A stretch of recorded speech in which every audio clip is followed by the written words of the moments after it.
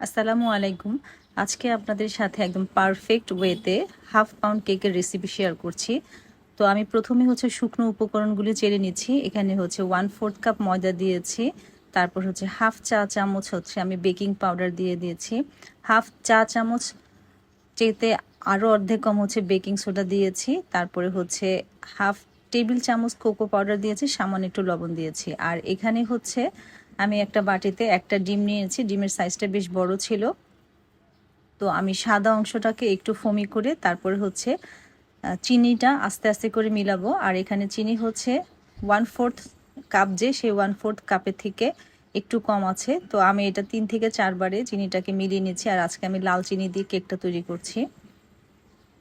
তো আস্তে আস্তে করে যখন আমি চিনিটা মিশাবো, তো দেখবো যে চিনির দানাটা যদি যতক্ষণ পর্যন্ত থাকে আমাকে একটু বিট করে নিতে হবে। চিনির দানাটা আমার যেহেতু ছিল না, তো আমি কুসুম দিয়ে দিলাম। আর এখানে হাফ চা চামচের মতো কফি ইমালশন এবং হাফ চা চামচের মতো আমি চকলেট ইমালশন দিয়ে দিয়েছি। আর এখানে আমি সামান্য একটু সয়াবিন তেল দিয়ে দিলাম। আর এখানে যে আমি কফি ইমালশনটা আপনাদেরকে দেখাচ্ছি, এটা আমি নিজে ঘরে তৈরি করে নিয়েছিলাম। আর যেহেতু এটা ছোট কেক, তো আমি একবারই শুকনো উপকরণগুলি দিয়ে দিচ্ছি।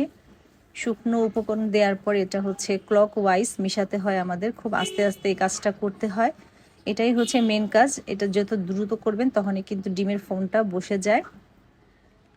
তো আমি বিটারের কাঁটা দিয়ে এটাকে মিলিয়ে নিয়েছি। আর শেষে একটু স্প্যাচুলার দিয়ে কাট অ্যান্ড ফোল্ড করে নিচ্ছি। আর আজকে যে কেকটা তৈরি করছি সেটা আমি 5 ইঞ্চি মোল্ডে করছি। 5 ইঞ্চি মোল্ড একটু একটু হাইট আর কি, ভালোই লাগে এটাতে কেক করতে। তো আমি ব্যাটারটা একদম পারফেক্টভাবে করে এখন আমি আজকে এটা চুলায় বেক করব। আসলে এই স্পঞ্জ কেক কিন্তু চুলায় খুব সুন্দর হয়, ওভেনে তো হয়ই, চুলায় কিন্তু খুব সুন্দর হয়। তো আমি কিছুক্ষণ আগেই চুলাটা অফ করে একটু প্রিহিটেড করে নিয়েছি। আর এই আমার কেকের বেস। আলহামদুলিল্লাহ, দেখেন কত সুন্দর হয়েছে আমার বেসটি। মাশাল্লাহ, এত স্পঞ্জি ছিল আর এত সফট ছিল যে কি বলবো। তো আমি কেকটাকে 2টা লেয়ার করে নিয়েছি। আর যেহেতু এটা হাফ পাউন্ড কেক, এটাকে 2টা লেয়ারই আর কি করলে ভালো হয়। তো অনেকে চাইলে এটা 3টা লেয়ারও করতে পারেন। তো আমি 2টা লেয়ারই করে নিচ্ছি। আসলে এই কেকটা আমার অর্ডারই ছিল না, এটা আমি আপনাদের সাথে শেয়ার করলাম যে আমি হাফ পাউন্ড কেক কীভাবে তৈরি করি সেটা শেয়ার করলাম। আর এখানে সুগার সিরাপটা যেটা করছি আমি, সেটা কফি আর আপনার চিনি আর পানি দিয়ে সুগার সিরাপটা করে নিয়েছি। তো আমি উপরের যে লেয়ারটা সেটা নিচে দিয়েছি। আর এর মধ্যে আমি ক্রাম কোটিং করে নিচ্ছি। অল্প একটু ক্রিম দিয়ে আমি ক্রাম কোটিং করে নিলাম। আর ক্রিমের উপরে আমি চকলেট চিপস যেটা সেটা দিয়ে দিলাম। আর এটা শেষের লেয়ারটা। শেষের লেয়ারটা একটু বেশি করে সুগার সিরাপটা আমাদের দিকে দিতে হয়, এতে করে হয় খুব সফট হয় কেকটা।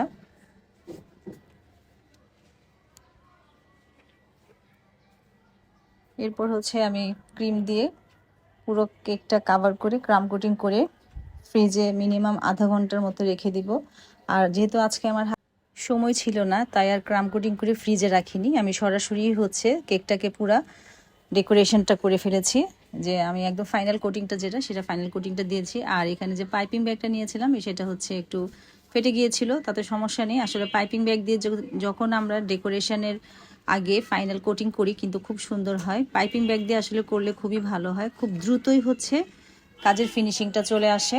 অবশ্য মাঝে মাঝে দেখা যায় যে আমি পাইপিং ব্যাগ ছাড়াই আর কি শুধু এমনি করে ফেলি। আসলে যখন যেভাবে ভালো লাগে সেভাবেই করি, সময় যখন যেভাবে থাকে সেভাবেই কাজে লাগাই। আর এটা একটা আমি কার্ড দিয়ে সাইডে ফিনিশিংটা দেওয়ার চেষ্টা করছি। আর স্প্যাচুলা দিয়ে উপরে একটু টেনে দিচ্ছি। আসলে ফিনিশিংটা তো আপনারা যারা কেক বানান তারা তো জানেন যে কেক কীভাবে আর কি করতে প্রস্তুত। ফিনিশিংটা খুব দ্রুতই হয়তোবা অনেকের চলে আসে, আবার হয়তোবা একটু সময় লাগে অনেকের। আসলে ফিনিশিং ছোট কেকগুলির ফিনিশিং আনা কিন্তু একটু কষ্টই হয়ে যায়, তারপরেও আর কি চেষ্টা করতে হবে।